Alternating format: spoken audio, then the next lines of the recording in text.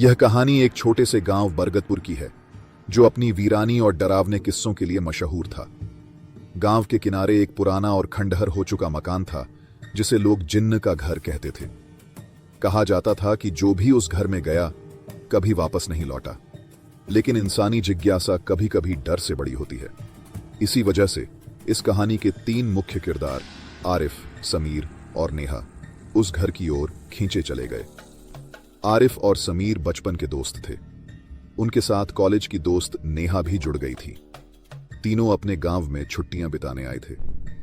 एक शाम जब तीनों चाय पी रहे थे, नेहा ने मजाक करते हुए कहा, इस जिन्न के घर की कहानियां क्या सच में डरावनी हैं या सिर्फ लोगों के बनाए हुए किस्से हैं? समीर ने उसे गहरी नजरों से देखा और कहा, यह कोई मजाक नहीं है।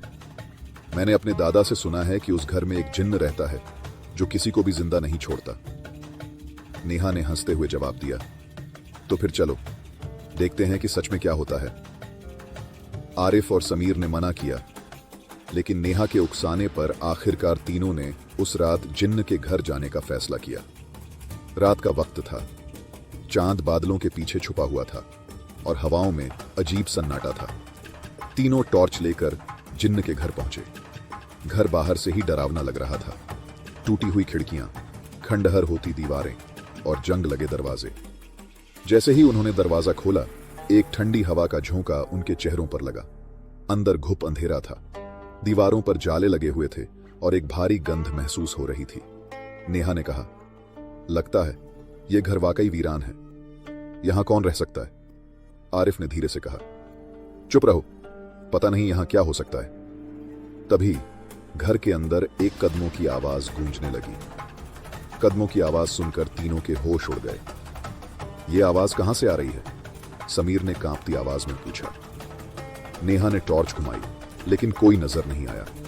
तभी एक भारी आवाज गूंजी, कौन हो तुम लोग?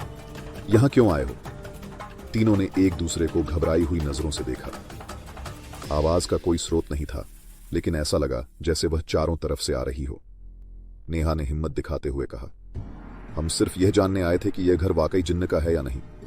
तभी एक और आवाज गूंजी, तुमने मेरी नींद खराब कर दी है, अब इसके लिए तुम्हें कीमत चुकानी होगी।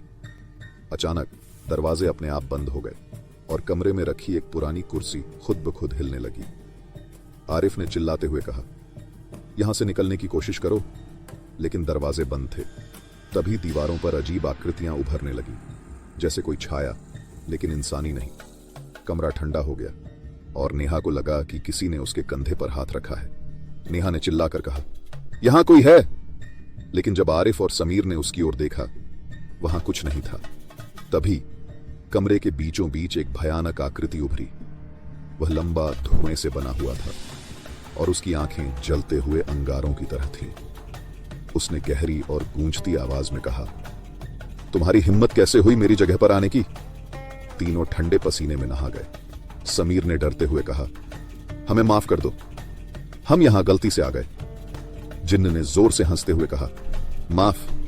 यहां आने वाले को कभी माफी नहीं मिलती, लेकिन मैं तुम्हें एक मौका देता हूं। अगर तुम मेरी 3 पहेलियों का सही जवाब दे पाए तो मैं तुम्हें जाने दूंगा, वरना तुम सब मेरी कैद में रहोगे। डर के बावजूद आरिफ ने हिम्मत जुटाकर कहा, पूछो अपनी पहली पहेली। पहेली थी, मैं अंधेरे में दिखता हूं, लेकिन जब रोशनी होती है मैं गायब हो जाता हूं। मैं क्या हूं? नेहा ने थोड़ा सोचा और जवाब दिया, परछाई। जिन्न ने सिर हिलाया और कहा, सही जवाब। अब दूसरी पहेली थी, ऐसा क्या है जिसे तोड़ने के लिए तुम्हें छूने की जरूरत नहीं? समीर ने झिझकते हुए कहा, वादा। जिन्न ने गुस्से से अपनी आंखें लाल कर लीं, लेकिन कहा, सही। अब तीसरी और आखिरी पहेली। तीसरी पहेली थी, मैं समय के साथ बढ़ता हूं, लेकिन मेरी शुरुआत किसी के अंत से होती है। मैं क्या हूं? यह सुनकर तीनों चुप हो गए। समय खत्म हो रहा था और जिन्न का गुस्सा बढ़ता जा रहा था।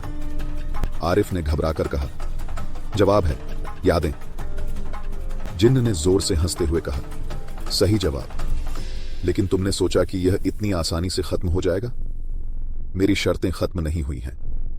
अब तुम्हें मेरी कहानी सुननी होगी और जानना होगा कि मैं क्यों यहां कैद हूं। जिन्न ने अपनी कहानी सुनानी शुरू की। वह एक इंसान था जिसे लालच और धोखे ने जिन्न में बदल दिया। इस घर में जो भी आता है उसे मैं अपने दर्द का हिस्सा बना देता हूं, और अब तुम तीनों मेरी कहानी का हिस्सा बनोगे। तभी एक तेज हवा का झोंका आया और तीनों अचानक अंधेरे में खिंच गए। तीनों को होश आया तो वे एक अजीब जगह पर थे। चारों तरफ आग की लपटें थीं और हवा में अजीब सी बदबू थी। जिन्न ने कहा, अब तुम लोग इस खेल का हिस्सा हो। अगर बचकर निकलना है तो खुद को साबित करो, वरना यहीं हमेशा के लिए फंस जाओगे। क्या वे जिन्न से बच पाएंगे? जानने के लिए देखिए अगला भाग।